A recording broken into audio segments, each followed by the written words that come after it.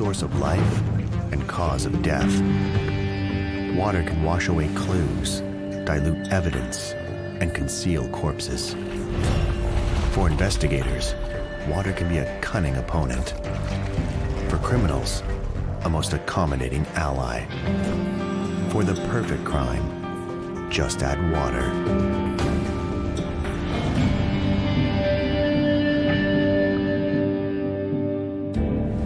One of the most chilling cases in Canadian history. The victim and the perpetrators are all teenagers, between 13 and 16 years old, and all but one are girls.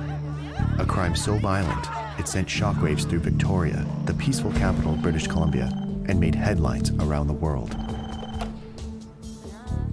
Reena Verk, who has been living in a foster home, was going to spend the weekend with her parents.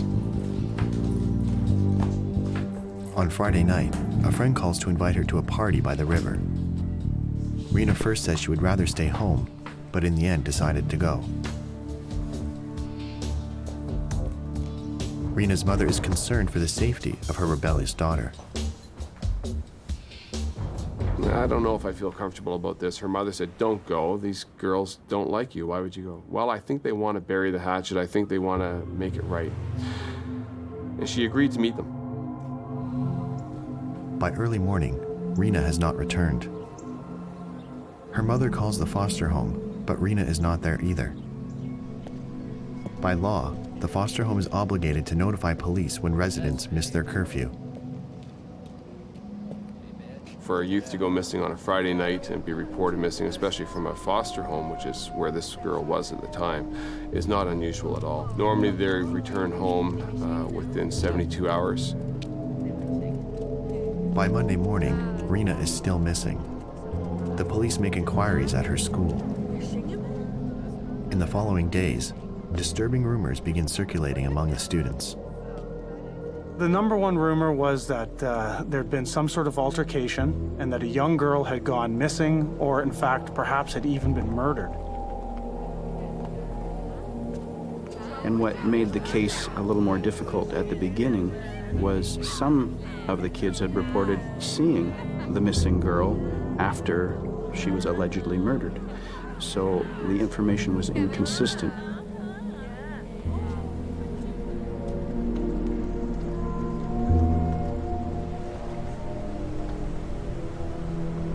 This is a young lady who had been missing before, had been reported missing before, and as a result, we believed that she would probably show up in the next couple of days like she had in the past. Reena's parents emigrated from India.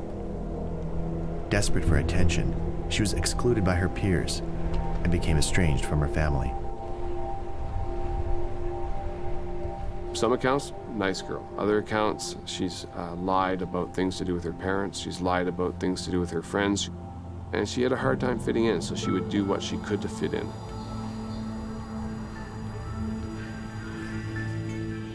Rumors circulate that she was savagely beaten by a swarm of kids and that she had died from the attack. But there was nothing concrete. We didn't have anybody who had seen her be killed. We had nobody who had heard firsthand, because we're trying to get a feel, are we doing a missing person case here? Are we doing a homicide investigation?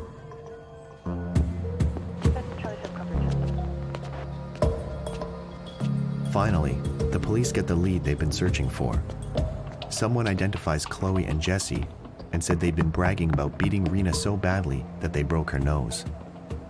It happens that these two girls actually live at the same foster home with Reena. The police pay them a visit and take them in for questioning. Things begin moving quickly after that. It wasn't very long before the first girl started confessing to being involved in the assault, to what she knew about the actual murder. She didn't witness the murder, and she only had it second and third hand. Bob Downey gets the first confession. Chloe gives him the names of all the attackers. 1 boy and 7 girls. The boy is 15 years old, and the youngest girl has only just turned 13. But one confession isn't enough. Bob Downey authorizes arrest warrants for all of the suspects. He takes charge of their interrogations. This is not a case where you had young people breaking down and crying and getting upset. And I can recall a number of the young females who were responsible for the assault sitting in there and chatting and laughing. And I recall walking through there almost feeling disgusted. It was almost unexpected. The police learn that these kids often meet under the Craigflower Bridge in a riverside park. The bridge is near their school, and each week they party there until late into the night. A favorite hangout hidden from the watchful eyes of adults, where the kids feel free to do anything they want. The victim was lured to this location under the auspices of coming to a party, and they set her up. They lured her there, and they were ready and had planned to beat her, and that's what they did. On this particular night, Reena had decided to join the group under the bridge.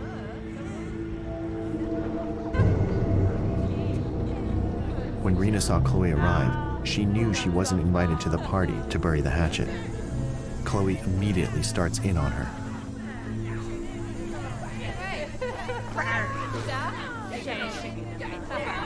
One girl even had a cigarette and burned her right in the middle of the forehead, which my opinion would be that because of the victim's ethnicity, that would have been an insult to her and her customs and to her family and everyone. And I think that would have been done intentionally.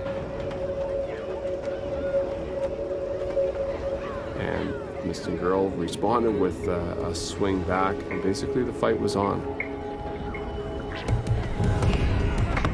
And then other kids started jumping in, to the point that 8 kids jumped in. They swarmed her. She had no way out. There was no way she was going to win this or escape with the mob mentality that kicked in. At that point, she had nobody in the world. There was nobody there for her. There's nobody on her side.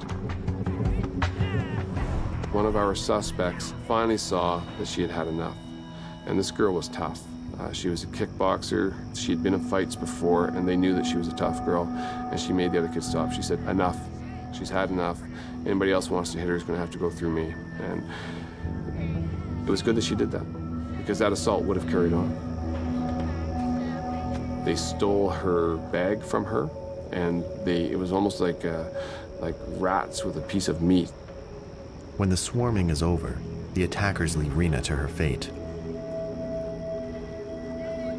So she was mobile at that time. She was walking slow. Some describe her as staggering. She didn't talk to anybody and started walking across the bridge in an easterly direction or towards Saanich. Kids that saw her describe her face as being bruised already, bloodied nose, and like I say, staggering in her walk. All 8 of the young attackers make a pact. They agree that Reena was last seen crossing the Craigflower Bridge. Then a twist. 6 of the kids say that Warren and Kelly broke away from the group and followed Reena. But Kelly and Warren insist that they simply went home. The contradictory statements lead the police to expand their investigation from a missing persons case to a possible homicide. Police decide to focus their search in the river under the bridge. The gorge is a tidal river that flows from Victoria Harbor. It's overgrown with weeds and brush and has a strong current. The police are well aware that their search will be tough.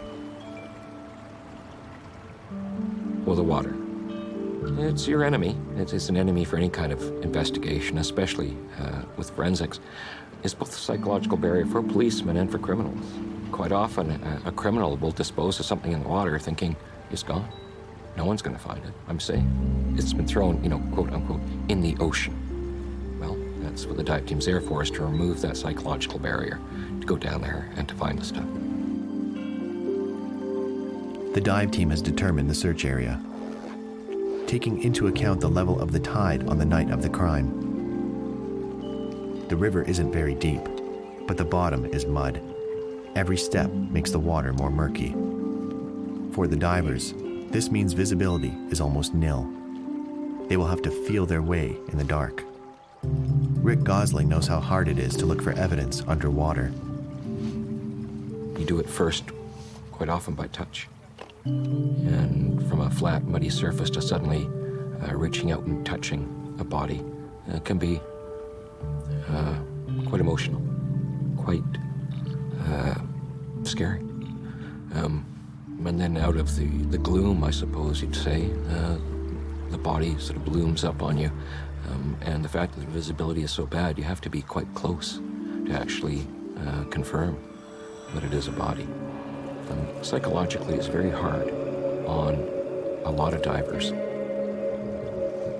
They make the first discovery, a pair of girls' underwear. Most of the items we find are on the bottom. They're not floating anymore. They're not subject to the tides. Quite often objects that sink to the bottom, even light objects, like clothing or papers or things like that, once they become waterlogged and touch the bottom, quite often they stay there. As on dry land, every precaution has to be taken when recovering evidence underwater.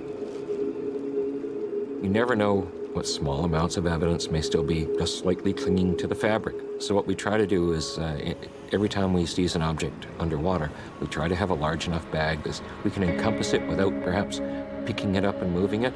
And in that way, we also capture some of the water that's immediately surrounding the object that may or may not contain trace evidence, hairs, fibers, things like that. Next, the dive team finds a pair of jeans. So at that point, we thought that we were on the right track. We had been moving in the direction that we thought a missing girl might be if she'd gone into the water at that time. We felt confident that within a short period of time, we might find her. Hours pass, and the divers have found nothing more than the 2 pieces of clothing. It was very frustrating, and we felt sure that she must be somewhere. It would have to be an extremely unusual, heavy, fast current to move a body once it's on the bottom. So we weren't sure why we weren't finding the missing girl if we found her clothing, unless perhaps she just wasn't there. A week has passed, and Reena is still missing. Crown Prosecutor Stan Lowe is anxious to charge the suspects as soon as possible. But on what grounds? Will the teenagers be charged with Reena's assault or with her murder?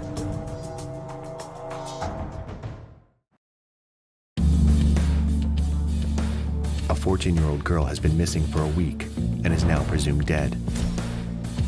1 boy and 7 girls are in custody in Victoria, British Columbia. These kids have admitted to savagely beating Reena Virk. As yet, no charges have been laid against them. The investigators continue to search for the missing girl. A Coast Guard helicopter is brought in to help with the search.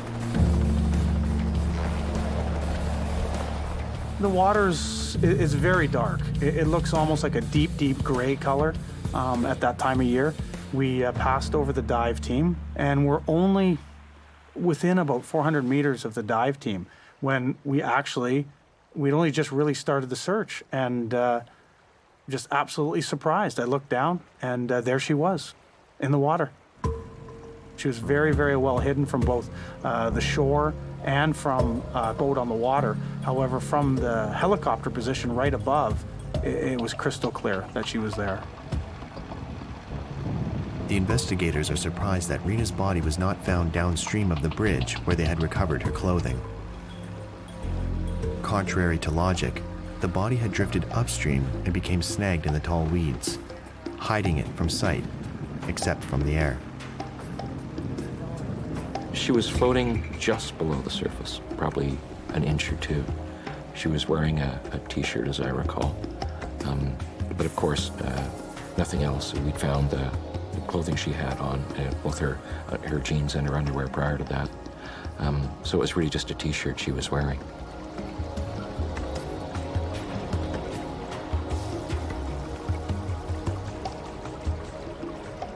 The divers proceed with caution to avoid disturbing the muddy riverbed around the body, being careful not to destroy any trace evidence.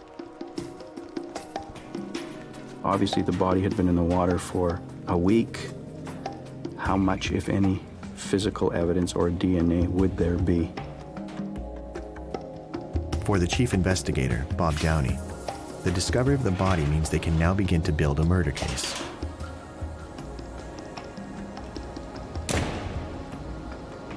So finding the body, it's almost a relief. It's one less thing to do. And it sounds cold to say that, but we now have a crime scene that we have to go in and deal with it in a forensic manner. And we have a body, so that puts other investigative steps into place.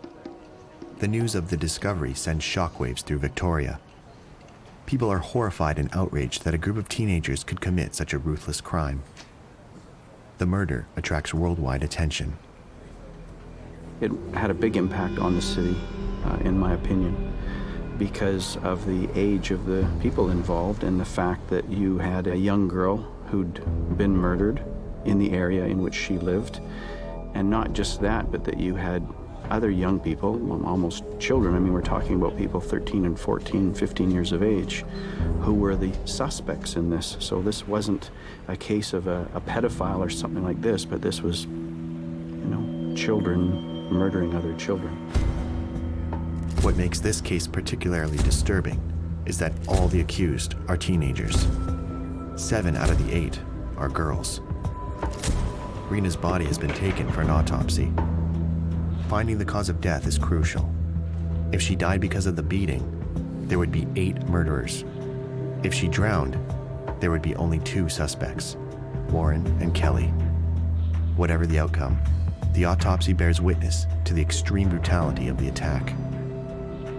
What I can tell you is that the missing girl suffered significant trauma, deep tissue bruising. She had internal organs that were bruised. It was significant trauma, and it was of a crushing nature. I've seen several autopsies. I haven't seen this level of bruising take place before, short of perhaps in a car crash, that type of injury. The results prove Reena did not die from her beating. Deep in the tissue of her lungs, the pathologist finds traces of gravel.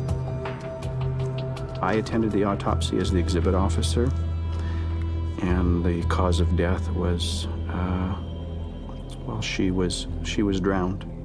And I believe that was indicative with the victim being forced down. It was fairly shallow water where she was drowned, and probably the last attempt to get a gasp of breath in near the bottom and sucking those small pebbles from the ocean floor into her throat. The investigators focus their efforts on Warren. According to the testimony of the gang, he is one of the 2 kids who followed Reena on the bridge after the attack. Warren's life has been difficult. At 16, he's been living on his own for over a year. His father has moved to California, and the last time Warren saw his mother, she was dead drunk in her trailer park. Warren became fascinated by a Los Angeles gang called the Crips. They inspired him to start his own, the Crip Mafia Cartel. He would always wear white and his gang blue. He took the investigators to the scene, basically walked them through what had happened, minimizing his own involvement. More as I was there, I saw it happening. I believe he might have said he was peripherally involved in a bit of the assault. The police begin to put pressure on Warren. They tell him that Reena's body has been pulled from the river and was nude below the waist. They suspect she had been raped, and DNA analysis would prove if it was Warren.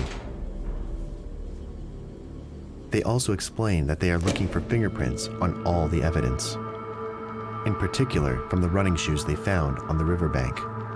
For the first time, Warren looks off balance.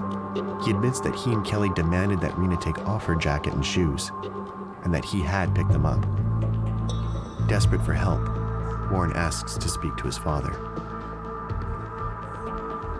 He was overheard yelling on the telephone to his father, And he swore, he said, I really fucked up. You know, it's about what he did. It's not about what happened to the missing girl. And that's, again, typical with most of these kids. The interrogations are complicated by the Youth Criminal Justice Act. Warren is 16 and Kelly 15 at the time of the murder. Kelly simply refuses to cooperate. She declares that she had no idea what happened after Reena walked over the bridge. Even though witnesses had seen her and Warren following Reena, the police can go no further. With the Youth Criminal Justice Act and with the Young Offenders Act of the day, once they say, I don't want to give a statement, we have to stop. Kelly lives with her mother and stepfather, a middle-class family. In her group of peers, Kelly is the most laid back and withdrawn. Soon after her arrest, the police search Kelly's locker at school. They make some disturbing discoveries. One thing I distinctly remember is some drawings that were seized from the school locker of the female suspect. One of them, which depicted a police officer being shot and the bullets hitting the officer and then blood spurting out. Chloe also dreams of becoming a gangster like her hero, Al Capone. In fact, she's made a good start in that direction, which is why she's ended up in a foster home. Jessie's story is a similar one. Her mother couldn't control her violent behavior and placed her in the home, with the hopes that it would calm her down. Armed with dozens of search warrants, the police look for evidence from all the suspects. They even seize the clothing they wore on the night of the attack. All these exhibits are sent to the forensic lab for analysis.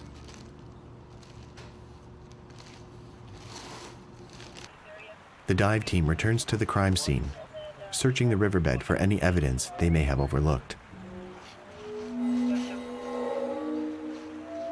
We started coming across little things, a small address book, pens, like a pencil, a funny little eraser, and then we started coming across papers, individual leaves of paper about the size of a journal.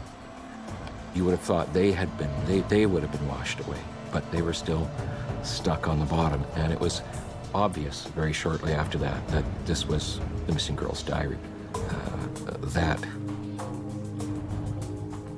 That was pretty emotional. Reena's diary is sent to the RCMP forensic lab. Maybe it holds some clues that will lead to her murderer.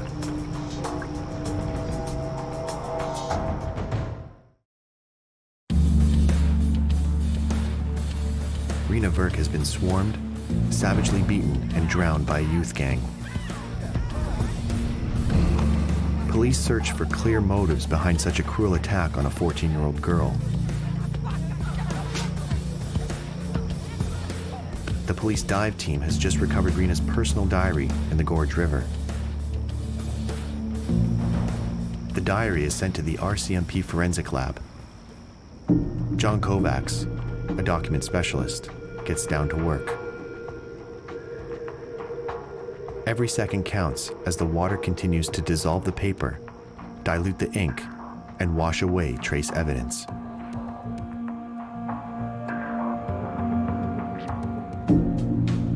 The most important thing was to separate out the single pages so that any information that was visually present could be preserved and passed on to the investigator.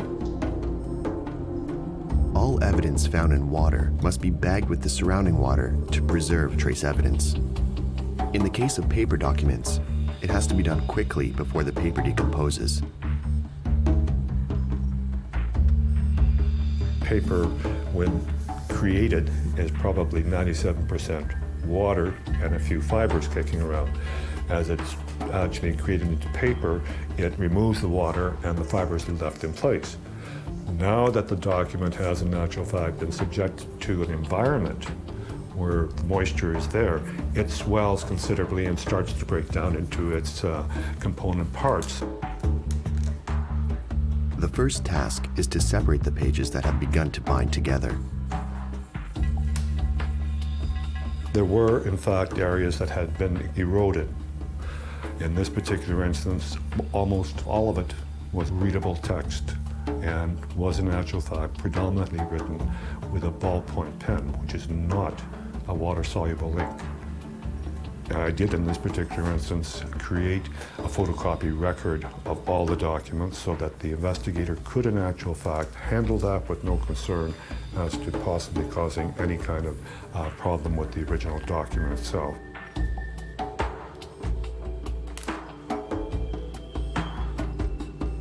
John Kovac's objective is to preserve the documents so they can establish potential links between events and people that might shed light on Reena's swarming. The police widen their search. They begin to question family and friends of the accused in order to piece together a motive for this violent attack. The investigators discover that in the 2 weeks leading up to the attack, Chloe and Jesse, Reena's roommates at the foster home, had been on the telephone a lot with Kelly. When they were in the planning process, they had talked about bizarre things like taking her into the woods and burying her in a hole. I mean, again, this is all, what other kids have told us. Investigators learn why Chloe and Jesse were angry with Reena. She'd stolen Chloe's address book and then phoned Chloe's friends telling them horrible lies about her. Things like Chloe had AIDS. Chloe was absolutely furious. Worse still, Reena had been flirting with Sam, Jesse's boyfriend. The girls had seen her wearing his jacket. Some even said that Reena had slept with Sam. When Jesse heard that, she screamed that she would take revenge on Reena. Absolutely, it was payback. You can't do this to me. You can't sleep with my boyfriend. You can't take my books and call my friends and say that I'm good friends with you because you're a misfit. But nothing gave a strong motive to Warren and Kelly to commit such a brutal act.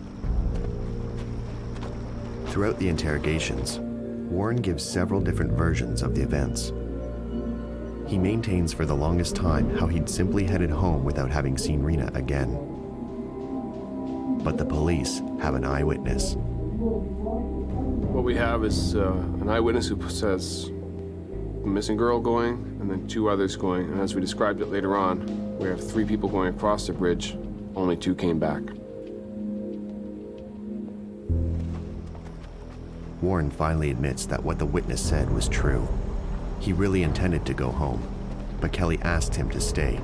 She said, "Come on, let's go see if Reena's okay." Later, he told us, I knew we weren't going to see if she was okay. We were going to do her more harm. Warren finally gives a full confession to the investigators. The girl asked the missing girl, "Are you going to rat us out?" And she's beaten.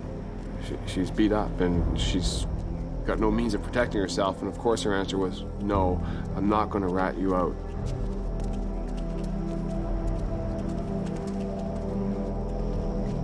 The girl, the suspect, then said, "We're not done." They took her jacket and they took her shoes. They folded those things up and they put them off to one side. So now they started what's an upping, again, to humiliate her even further, to again show that power that they had over her. And then the boy and the girl just started beating on the missing girl. They started both of them punching and kicking. It was a horrific scene, to the point that she went unconscious.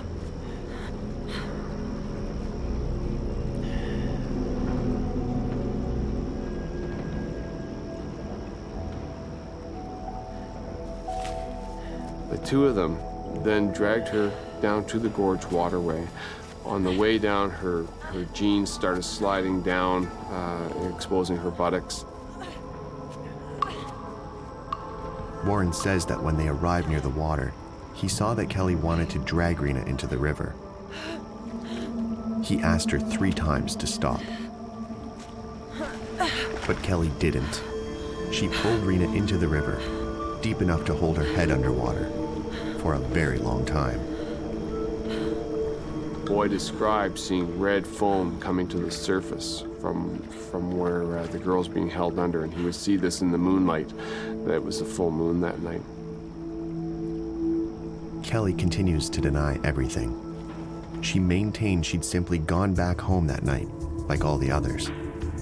She remembers taking a shower before going to bed.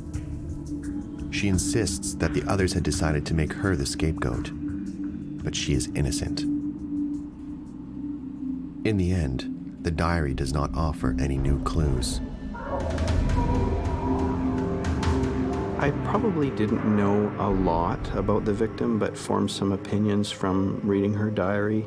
And I felt that this was a young girl growing up, wanting to be accepted, wanting to be popular, having probably difficulty in the home because of their expectations, which were normal expectations because of the value system of her parents, and her, battling against that. Despite some limited evidence, the lawyers have their work cut out for them. They must prepare strong cases against 8 accused. 6 for aggravated assault and 2 for second-degree murder. Prosecutors decide that Warren and Kelly will be tried as adults.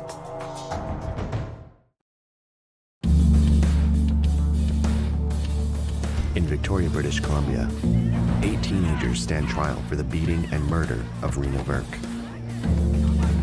6 young girls are charged with aggravated assault. Warren Glowatsky and Kelly Ellard are charged with murder.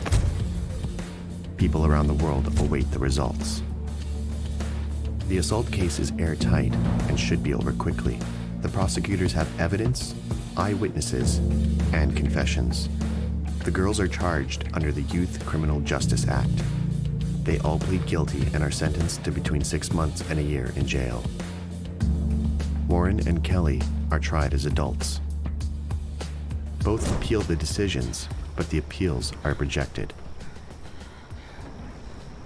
There are no witnesses to the murder. No one saw Kelly or Warren drag Reena towards the river and drown her. Crown Attorney Stan Lowe is looking for concrete evidence that will put the suspects at the scene of the crime. Could water have washed away the incriminating evidence? The first piece of evidence is the pair of jeans that Warren was wearing the night in question. Will they put him at the scene of the crime? He was wearing white jeans. He had a girlfriend at the time. And as I mentioned, he had one of the witnesses that was sleeping over at his house. Both the girlfriend and the witness described as about a dime size or quarter size, what they thought was blood stain on his jeans. And he took his jeans and his socks and he washed them. He actually asked for instructions how to bleach the spot out of his pants. When we got the jeans later on, we were able to find the mark, but we were unable to trace it back to actually being blood, and that's because of the bleach that was used. He didn't want to be tied to that at all. He knew there was evidence there, and he did everything he could to get rid of that evidence. The next pieces of evidence are the shoes worn by the accused. Each pair is placed in individual exhibit bags. Scott Green examines the shoes at the RCMP forensic lab. He notices something strange. What I found later was those shoes, albeit they appeared to be dry when they went in the bag, they started to sweat and water leached out of those shoes and formed in the bottom of those bags. That didn't happen with any of the other shoes that we seized. And my theory today is that those were the same shoes that those 2 suspects were wearing the night of the murder. They got soaking wet, and they never completely dried out. The forensic analysis was deemed inconclusive. It was not strong enough to place them at the scene of the crime. The third piece of evidence is the pair of jeans recovered downstream of the victim. Forensic analysis found no DNA evidence to put Reena in the jeans. The fourth piece of evidence is the jacket found near the Craigflower Bridge. The jacket had its own interesting story. It was taken from the girl, it was folded up and put down A person coming by on a bicycle found the jacket, thought it might belong to a friend of theirs. They picked up the jacket, saw blood on the jacket, and they took it home and washed it. The Crown Attorney knows that without concrete evidence, it will be nearly impossible to place the suspects at the scene. Although Warren has made many confessions, Kelly has denied everything. Warren goes to trial first, charged with second-degree murder. From the beginning, Warren looks vulnerable. He looked young, small, nervous, apprehensive. Prosecutor Stan Lowe begins with a powerful opening statement. 3 crossed the bridge. Only 2 came back.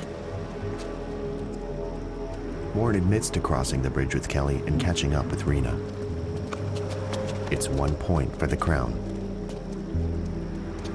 I heard a very generalized, antiseptic version of events, which shifted blame from himself towards Kelly Ellard. And he portrayed himself as a person who was trying to stop her by asking her to stop no less than 3 times. What he did was minimize his involvement. No detail. And it was completely devoid of any descriptors of the victim during the course of the incident. In cross-examination, Stan Lowe questions Warren about the events that night, moment by moment, but not in chronological order. He's counting on this tactic to throw Warren off balance. He did not discuss what his motivation was, so I took him there. He spoke in general terms of the events that occurred, but I took him through each one. I queried him as to what he was thinking at the time, what was going on, what did he expect to happen? Why would he assist in taking her shoes and jacket? He didn't know.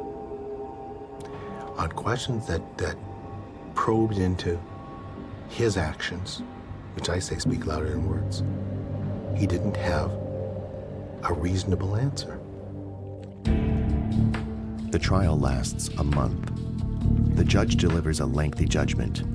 Up until his final word, it's impossible to predict what the verdict will be. Guilty. The mandatory sentence at that time was a life sentence with no eligibility for parole for 7 years. Warren was 15 years old at the time of the crime, 17 when he was sentenced to life in prison.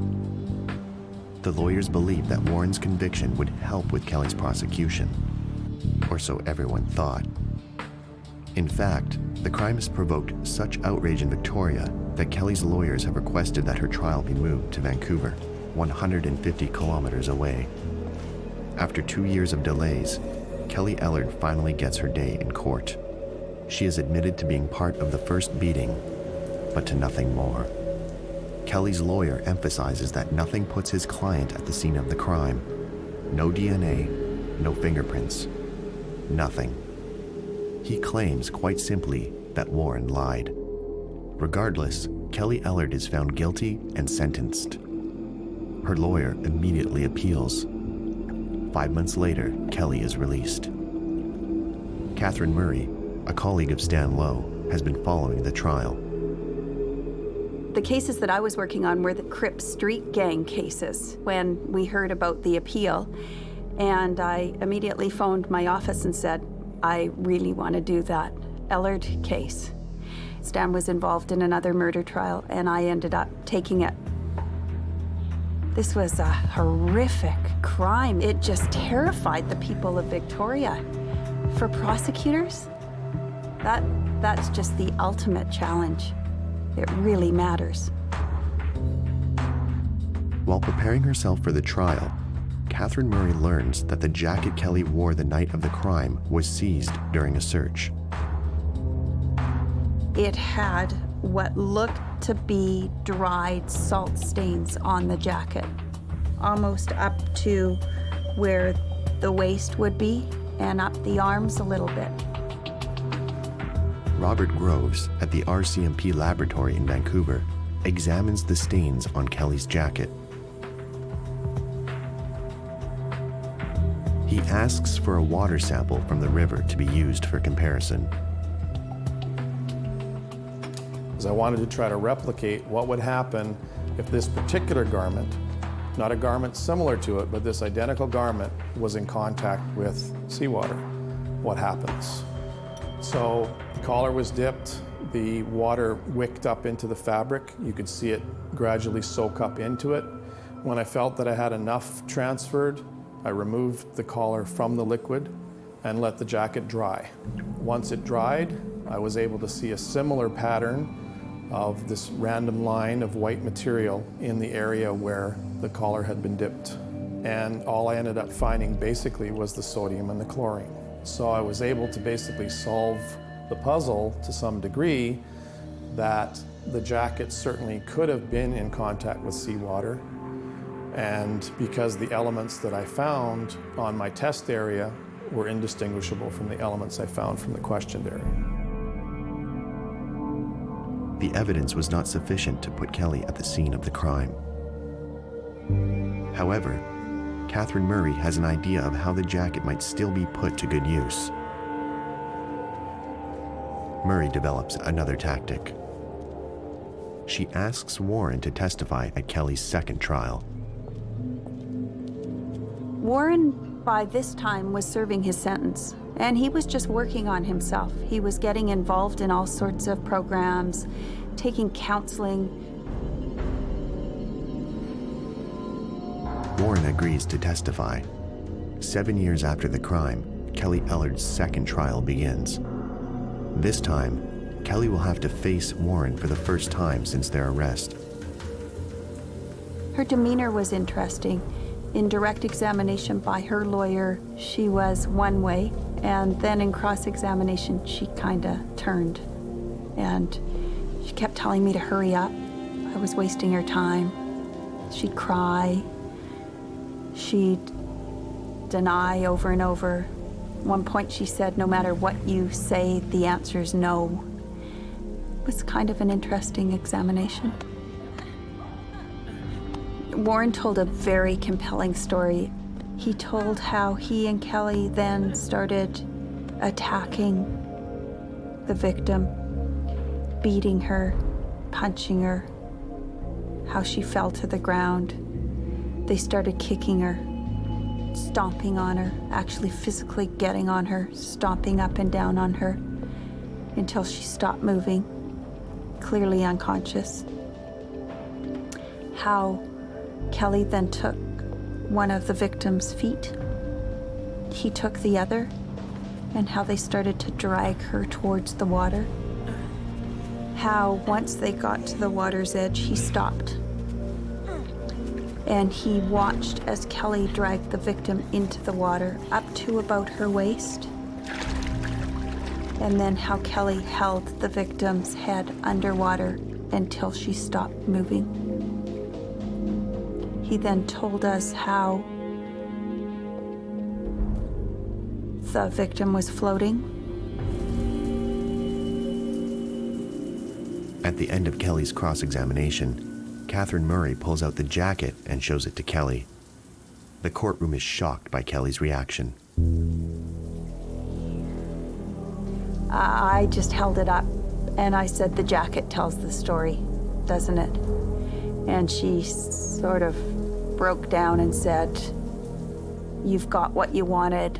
I'm going to be convicted. I'm going to be in jail for the rest of my life. Does that make you happy? Words to that effect. The jury's verdict? A bombshell. After 5 days of deliberations, Ellard number 2 resulted in a hung jury. 11 guilty and 1 not guilty. When that happened, we immediately got on the phone and we started phoning the witnesses, told them, and they said they'd be there for us again. So we started up again and did Ellard 3. Warren came through again, and Kelly was found guilty. Murder, second-degree murder. Kelly Ellard appeals yet again, but in 2009, her conviction is reinstated, putting an end to a legal case that spanned more than a decade. In 2007, after his apology to the Burke family, Warren Glowatsky is granted day parole. I don't think this girl died in vain. Her legacy has accomplished a lot. This made international news at the time. And what it did is it brought the issue of youth violence to the forefront, not just in this city or in this province, but right across the country. And it was significant. Warren and Kelly believed that water would hide their secrets.